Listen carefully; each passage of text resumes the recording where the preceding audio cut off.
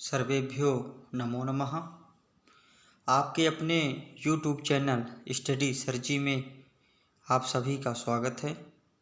बच्चों, आज हम इस वीडियो के माध्यम से कक्षा 8वीं की संस्कृत पुस्तिका रुचिरा के पहले पाठ सुभाषितानी के आखिरी के दोनों श्लोकों को पढ़ेंगे।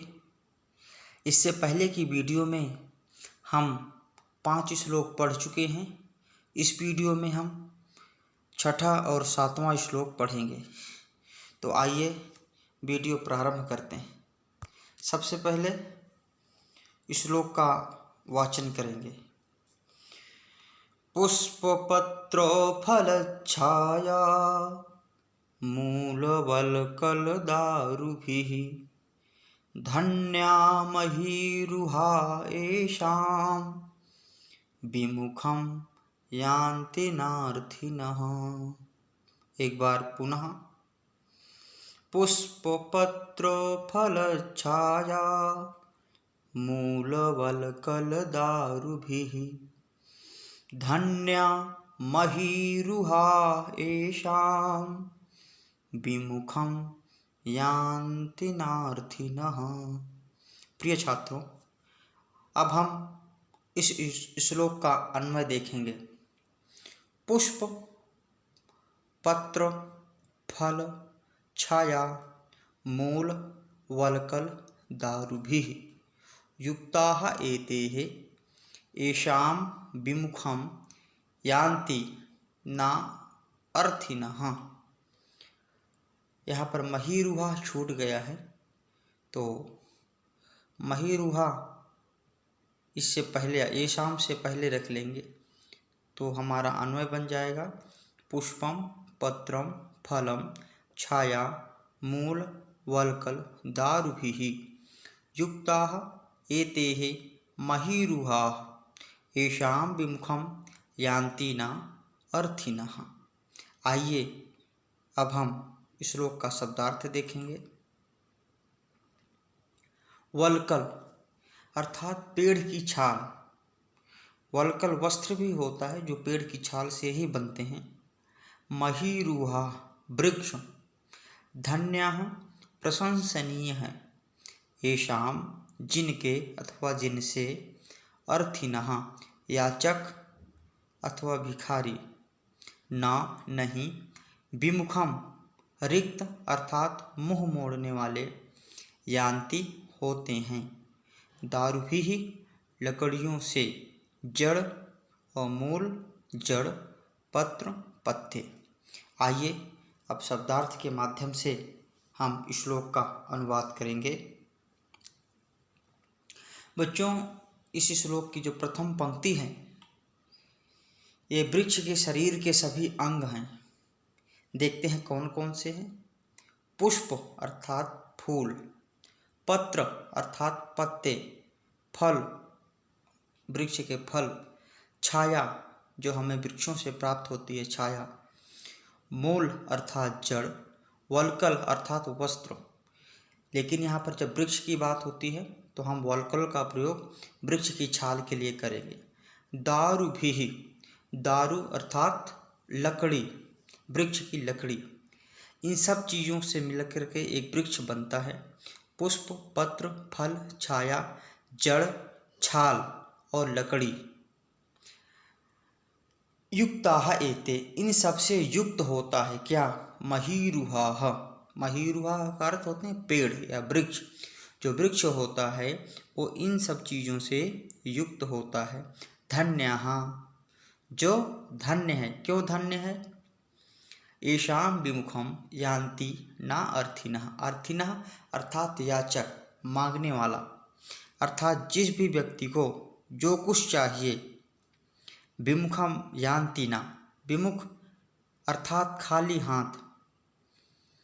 यान्ति न नहीं, यान्ति अर्थात जाता है। येषां जिसके सम्मुख कोई भी व्यक्ति खाली हाथ नहीं जाता है। जो भी व्यक्ति वृक्ष से कुछ भी प्राप्त करने के लिए आता है, वृक्ष सब कुछ उस व्यक्ति को प्रदान करता है। अगर किसी को पुष्प चाहिए तो हम जाते हैं पेड़ से तोड़ लेते हैं।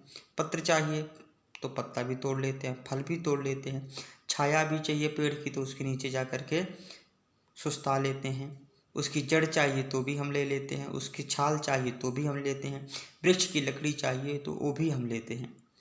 आज तक किसी भी वृक्ष ने किसी भी व्यक्ति को इन सब चीज़ों को देने के लिए कभी भी मना नहीं किया है।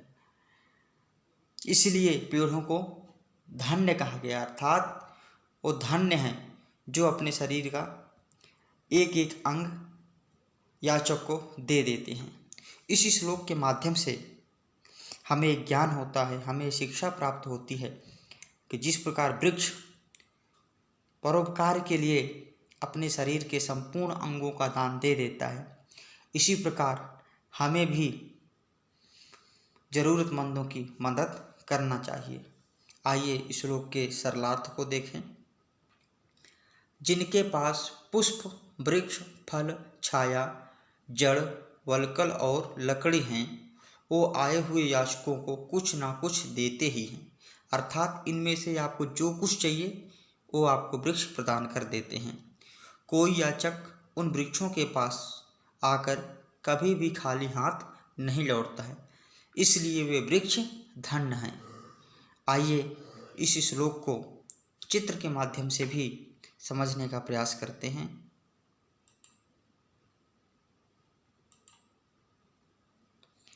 प्रिय छात्रों, आपके स्क्रीन पर चित्र है। ये वृक्ष जो आप लोग देख रहे हैं, इस पेड़ को, पेड़ से हमें क्या क्या मिलता है? फल मिलते हैं, पुष्प मिलते हैं, पेड़ के पत्ते भी प्राप्त होते हैं, पेड़ की छाल भी हमें मिल जाती है और पेड़ की लकड़ियाँ भी हम अपनी ज़रूरत के हिसाब से प्राप्त करते हैं। और इतना ही नहीं, जब हम थके होते हैं तो वही पेड़ हमें छाया भी प्रदान करता है, अपनी छाया की शीतलता भी हमें देता है। क्या आपने कभी सोचा है कि पेड़ हमें ये सब चीज़ें देता है लेकिन उसके बदले में हमसे कुछ भी नहीं लेता है, बल्कि हम ही प्रकृति का, वृक्षों का दोहन निरंतर करते हैं। पेड़ हमें बहुत अच्छी शिक्षा दे रहा है इस श्लोक के माध्यम से कि जब तक आप किसी की मदद कर सकते हैं, परोपकार जितना कर सकते हैं उतना अधिक से अधिक कीजिए। आप लोगों ने हिंदी में भी एक दोहा सुना होगा, वृक्ष कबहु नहीं फल भखै, नदी न संचय नीर, परमारथ के कारण साधुन धरे शरीर। अर्थात पेड़, नदी और जो सज्जन व्यक्ति होते हैं हमेशा ही अपने शरीर को, अपने जीवन को परमार्थ में ही निकाल देते हैं। तो प्रिय छात्रों, आइए आगे हम इस श्लोक के भावार्थ को समझते हैं। वृक्ष हमेशा ही परोपकार करते हैं, वे सदा अपने शरीर के अंगों से लोगों का भला ही करते हैं। इसी प्रकार हमें भी वृक्षों की तरह हर प्रकार से लोगों का ही नहीं अपितु संसार के समस्त जीवों की सेवा करनी चाहिए। आइए पुनः एक बार इस श्लोक को दोहराते हैं। पुष्पपत्रो फलच्छाया मूलवलकलदारुभिः धन्या महीरुहा येषां विमुखं यान्ति नार्थिनः, विमुखं यान्ति नार्थिनः। आइए इसी श्लोक में, जो इस पाठ का आखिरी श्लोक है, 7वां श्लोक, उसे भी पढ़ेंगे। चिंतनीया हि विपदाम आदावेव प्रतिक्रिया नाकूपखननं युक्तं प्रदीप्ते वह्निना गृहे। एक बार पुनः। चिंतनीया हि विपदाम आदावेव प्रतिक्रियाः नाकूपखननं युक्तं प्रदीप्ते वहनिना गृहे। प्रिय छात्रों, आइए श्लोक के अन्वय को देखें। आदौ एव विपदां हि प्रतिक्रियाः चिन्तनीय भवन्ति। वह्निना प्रदीप्ते गृहे कूपखननम् उक्तं न भवति। आइए श्लोक के सरलार्थ को देखें। कूप खननम अर्थात कुआं खोदना, वह्निना आग के द्वारा, चिंतनीयाः सोचना चाहिए, ही निश्चय से, विपदाम मुसीबतों का, आदौ एव प्रारंभ में ही, प्रतिक्रिया समाधान युक्तम उचित, प्रदीप्ते जलने पर, गृहे घर में। आइए शब्दार्थ के माध्यम से श्लोक का अनुवाद करें। आदौ एव, आदौ अर्थात होता है प्रारंभ से ही, आदि अंत, तो आदि अर्थात प्रारंभ या शुरुआत, तो प्रारंभ में ही, शुरू में ही, विपदाम विपत्तियों का, मुसीबतों का, ही निश्चय ही, जरूर, प्रतिक्रिया अर्थात समाधान, चिंतनीया खोज लेना चाहिए या सोच लेना चाहिए। मतलब विपत्ति आने से पहले ही हमें उस विपत्ति से किस प्रकार निपटना है, इसके बारे में उसका समाधान पहले ही सोच के रखना चाहिए। क्योंकि नाकूप खननम युक्तम प्रदीप्ते वह्निना गृहे। आप कल्पना कीजिए कि अगर किसी घर में आग लग जाती है और उस समय अगर कुआं खोदा जाए तो क्या ये संभव है कि उस आग को बुझाया जा सके? जब तक कुआं खोदेगा वो घर जल करके राख हो जाएगा। वह्निना प्रदीप्ते अर्थात आग के द्वारा जलने पर, गृहे घर में, कूप खननम उक्तम नास्ति कुएं का खोदना ठीक नहीं होता है। अर्थात हम पहले से ही हमें मुसीबतों के बारे में, अगर किसी भी प्रकार की मुसीबत आए तो हमें उसके समाधान के बारे में अवश्य ही सोचना चाहिए।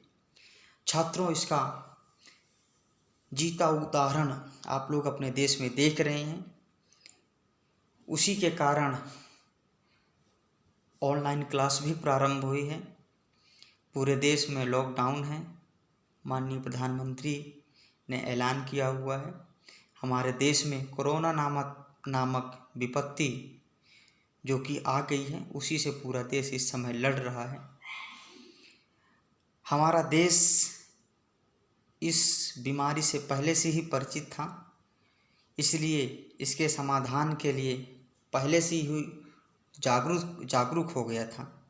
शायद इसीलिए कोरोना नामक जो महामारी है बहुत तीव्रता से अपने पैर नहीं फैला रही है। अगर हम बाकी देशों की तुलना में देखें तो हमारे देश में कोरोना के जो केस हैं शायद बहुत कम हैं। अगर यही समाधान हम पहले नहीं खोजते और बीमारी हमारे देश में आ जाती तो शायद इससे बहुत ही ज़्यादा भयानक समस्या आपको देखने को मिलती।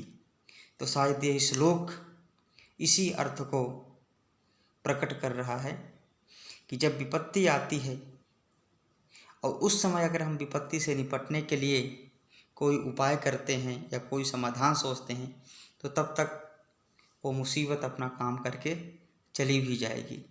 इसलिए हमें मुसीबतों का इंतज़ार नहीं करना चाहिए, अपितु पहले से ही उन मुसीबतों से निपटने का समाधान सोच लेना चाहिए। आइए चित्र के माध्यम से इस श्लोक को और अच्छे से समझने का प्रयास करते हैं।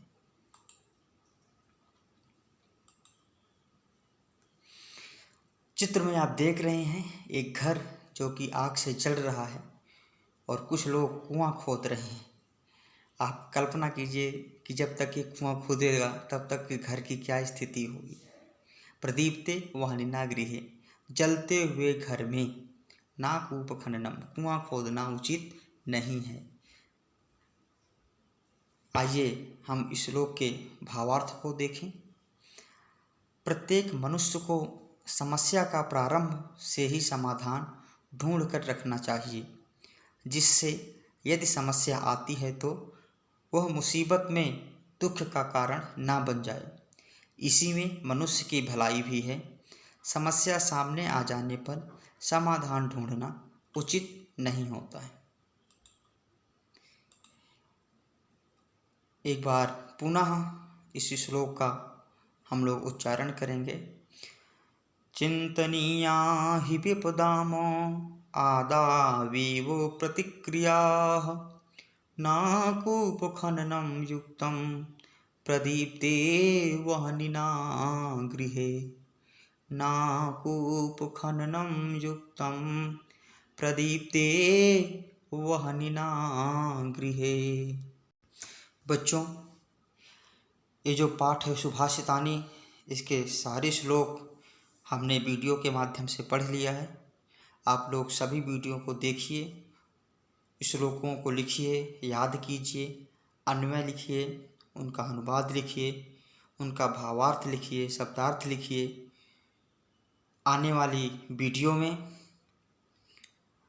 इस पाठ के जो प्रश्नोत्तर हैं, जो अभ्यास कार्य हैं, उनको मैं कराऊंगा। तब तक आप लोग अपने घर में रहिए, सुरक्षित रहिए और अध्ययन जरूर करते रहिए। तब तक के लिए आप लोगों को धन्यवाद।